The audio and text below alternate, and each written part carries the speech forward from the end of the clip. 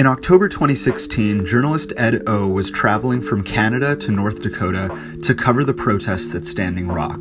But as he passed through security, a border official stopped him. The person then asked me, well, we just need to search your phone now. I told him, I'm not allowed to let you see my phones because in my phones there's contacts, there's sources. And he said, well, you need to make a choice because if you want to come into this country, we need to search your phones.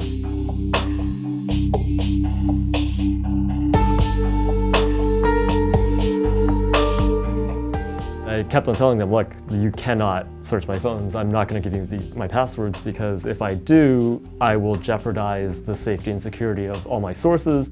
They took them anyway. Over the past 3 years, Customs and Border Patrol data shows that the agency increased the number of electronic device searches at the border from about 8,500 in 2015 to more than 30,000 in 2017. We've seen that number is rising every year, which is very troubling. The government claims the authority to search anyone's electronic devices, smartphones, laptops, anytime they enter the US border without any level of suspicion at all. This is not only a grave threat to privacy rights, it has major implications for freedom of speech and human rights worldwide. The practice of warrantless searches or confiscations of phones and computers has a chilling effect on journalism. Many reporters worry these invasive tactics will expose confidential sources or sensitive information. Several journalists told CPJ the searches have forced them to think twice about covering sensitive topics and, in some cases, to put travel plans on hold. It's somewhat changed my thinking.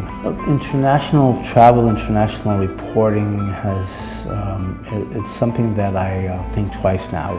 Journalist Ismail Kushkush covered national security, extremism, and refugee issues in East Africa for years. Since 2016, he's had his devices searched on 3 separate occasions.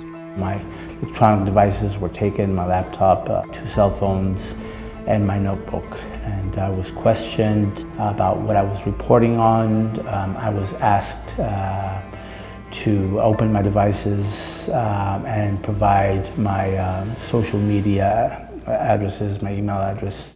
And although Kushkush is an American-born U.S. citizen, he believes his ethnic background and his topics of reporting may both be factors in the frequent searches he faced. Clearly, I was singled out.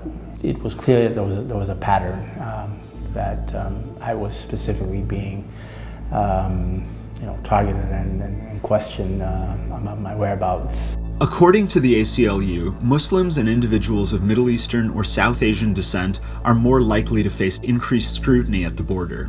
This all goes towards the need for greater transparency, more detail from CBP and ICE on how exactly they are wielding this powerful authority and why. Meanwhile, journalists like O are resorting to using digital security practices that were once reserved for working in authoritarian countries, minimizing the number of devices and the amount of sensitive data they carry.